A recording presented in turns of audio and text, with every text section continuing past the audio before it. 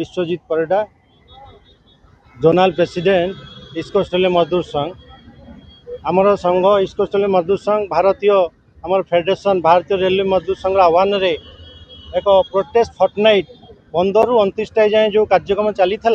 तार आज अंतिम पर्यायर आम पहुँचीचु एवं यही दिन आम जीएम सार को आम गोटे मेमोरेंडा देवु जे जो 2% कैडर बेस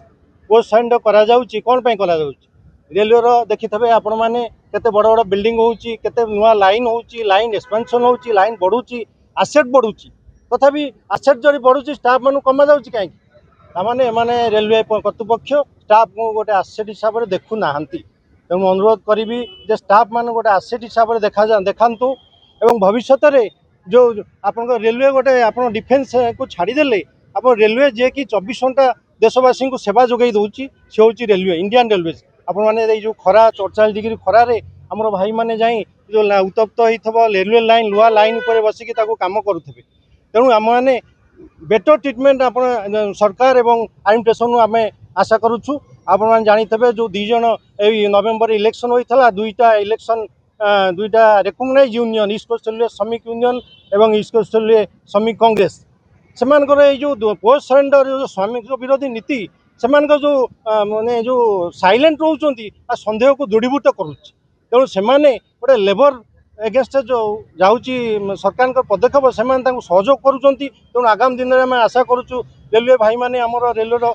स्टाफ मैंने भाई भौणी मैंने निश्चित भाव उपयुक्त जवाब देवे। आपड़ जानी रेलवे रे जो कर्मचारी अच्छा आज दिन में रेलवे कर्मचारी अधा हो गले यही वर्ष 2026-27 रेलवे बोर्ड रो गोटे चिट्ठी आसला से रेल कर्मचारी को छटई करा पोस्ट सरेंडर करा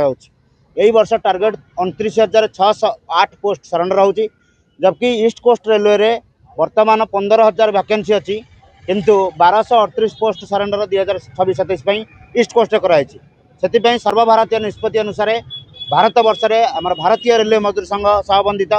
समस्त संगठन अखिल भारतीय स्तर में 15 मई रु 29 मई पर्यंत आम ये जो विरोध पखुआड़ा करुचु आज तार शेष दिन अच्छी 15 तारिख रु आमर आरंभ होता कार्यक्रम प्रत्येक डिविजन हेडक्वार्टर में डीआरएम ऑफिस आगे धारणा देलु आमर मंचेश्वर वर्कशॉप रे गतकाली गेट मीटिंग होता आज शेष दिन में आमर मुख्यालय जो रेल सदन अच्छी जीएम ऑफिस आगे आम ये धारणा बसीचु ये जो पोस्ट सरेंडर हेले कर्मचारी प्रति बहुत बड़ गोटे वितृष्णा भाव आसी बहुत बड़ विरोध होची तेणु कर्मचारी स्वार्थ दृष्टि कर्मचारी सुरक्षा दृष्टि रेलवे सुरक्षा दृष्टि आम आज धारणा देचु यही जदि पोस्ट सरेंडर न हुए आगामी दिन में गोटे बड़ आंदोलन ठिया हम और तार नेतृत्व भारतीय मजदूर संघ भारतीय रेलवे मजदूर संघ नेब कर्तृपक्ष को आम 24 तारिख रेलवे बोर्ड चिठी पर 27 तारिख दिन आम अखिल भारतीय फेडरेशन चिठी मध्यम जनई आलोचना किंतु आलोचन किसी फलप्रद न होगा कारण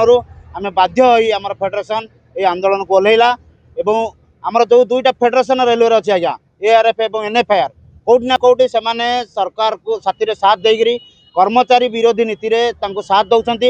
से भारतीय मजदूर संघ आगक आसी जो आंदोलन को आम निहाती रूपे तीव्र करूँ जदि तार जो रेलवे बोर्ड चिठी की वापस न नि जाए पोस्ट सरेंडर बंद न हुए ताले आमर आंदोलन तीव्र रहिबो।